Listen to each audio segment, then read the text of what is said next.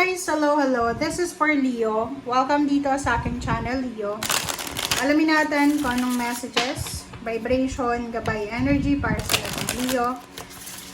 This is unexpected. Unexpected Leo for the year 2026. So, I hope na makuha natin kung anong message na gustong iparating sa atin ng mga tarot deck.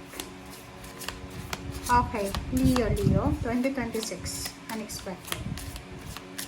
Doon sa mga bagong subscribers, thank you guys sa inyong lahat. Sa mga dati, thank you din. Please comment, like, and share. And then, yun, welcome kayong lahat dito sa channel. Okay, Leo, monkey, starfish, inner child, and intuition. Okay, Leo. Sinasabi ng first card mo na monkey dito na don't take life too seriously. So, parang, huwag tayong masyadong seryoso.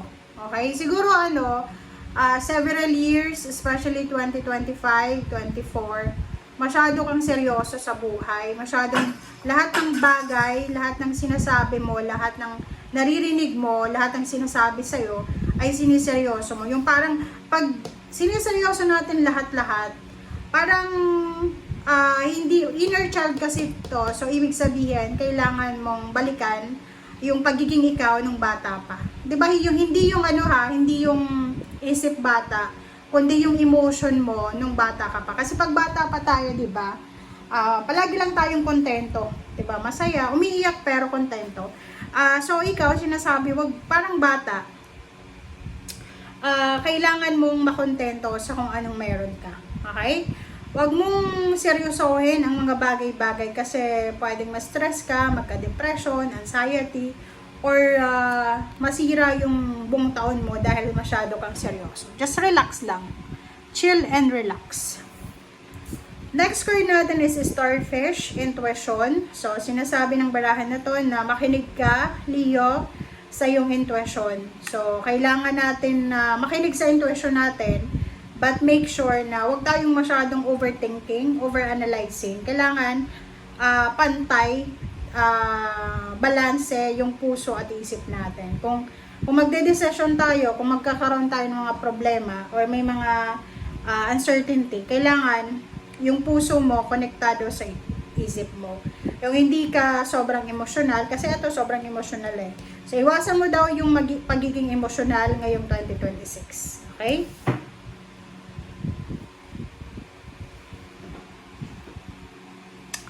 Alright, so let's check the second deck.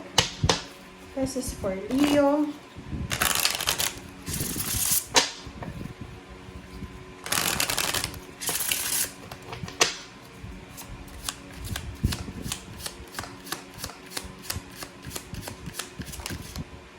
Okay, trust. Sinasabi ng baraha sa atin na kailangan mo daw magtiwala. Trust and study. Etong study na to, eto siya dito sa starfish. Na kailangan mong pag-aralan lahat ng decision making mo. Mayroon din dito na unexpected na sinasabi ng barahan na may mga Leo na posibleng unexpected ka na magkakaroon ng seminar, ng training, free training or ano pa man. Sinasabi ng barahan na isang unexpected na tao ang posibleng magtitiwala sa'yo. Pwedeng bibigyan kayo ng scholarship para sa pag-aaral, pagpapakadalubhasa, masteral, doctoral, or isang relationship ang posibleng mabuo. Okay?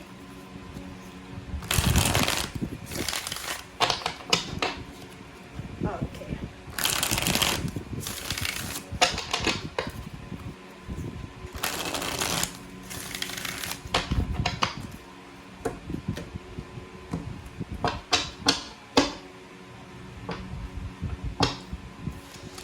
Wow. Victory and success. Congratulations, Leo. Wow. So, kung makikita mo dito yung last deck natin, yung first 3 cards, there's a victory and success. So, sa taong 2026, talagang sobrang victorious ka. Kasi ito, sinasabi na lahat ng sacrifices mo, lahat ng pinagpaguran mo ay ibabalik sa iyo ng universe ng tenfolds. So, ibig sabihin, there's a salary increase, higher position, freedom, travel, financial windfall, financial freedom, lahat ng klase ng tagumpay na andito.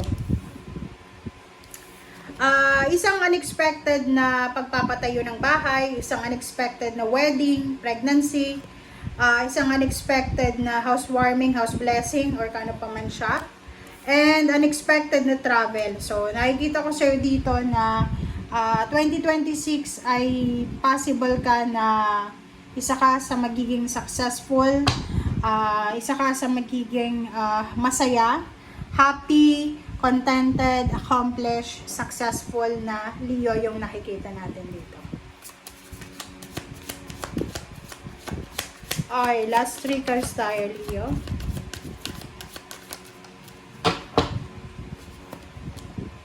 Seven of Cups, Ten of Swords, okay, Death card. So, lastly, mayroon kang 3 cards dyan na sinasabi ng barahan na yung paghihintay mo, Leo.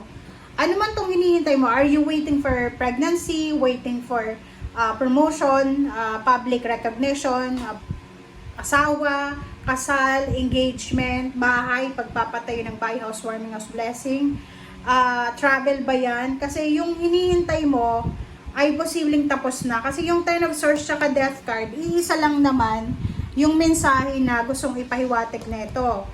Yung Ten of Swords sinasabi na lahat ng sacrifices, pain, heartaches, failures, mistakes ay posibleng ibabalik sa'yo in a positive way ng universe. And that card sinasabi na tapos na. Tapos na yung sacrifices mo, tapos na yung pagpapagod mo, tapos na lahat. Yung lahat ng hinihintay mo, lahat ng wini-wish mo, lahat ng pinagpipray, ay posibleng ibigay na talaga sa'yo ng universe. Pwedeng nagpapatayo ka ng bahay or you're planning to build your dream house. Pwedeng tapos na yung plano, pwedeng ready na lahat. Or pwedeng tapos na yung pagpapatayo ng bahay. Basta nakikita natin dito na you're on the, parang nasa tuktok ka na ng tagumpay mo. You are victorious. You are 6 of Wands. You are 4 of Wands. You are 8 of Cups. Okay? So, please comment down below sa mga Leo dyan. Lalo yung iba na ngayon wala kayong karelasyon. Ito unexpected Pwedeng isang unexpected na pag-aasawa, relationship, ang posibleng mangyari. Unexpected siya kasi pwedeng magkita lang kayo kung saan or magkamabutihan and yun, doon na magsisimula. Okay? So, yun guys. So, thank you for watching and see you again. Bye!